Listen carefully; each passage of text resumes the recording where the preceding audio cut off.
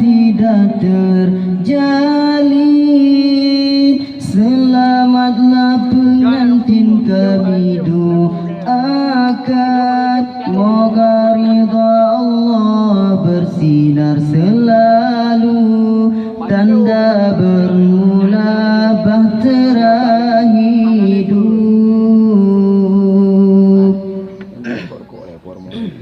Dalam melayani bahtera rumah tangga, ada masa tenang dan masa gelisah.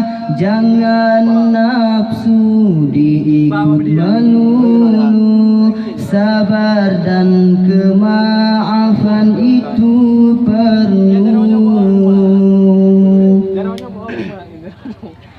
Beginilah resam manusia, tak lari dari ketentuan ilahi. Suami, ketua, istri, pembantu, menangkah hidup saling berpadu, susah dan senang hadapi bersama.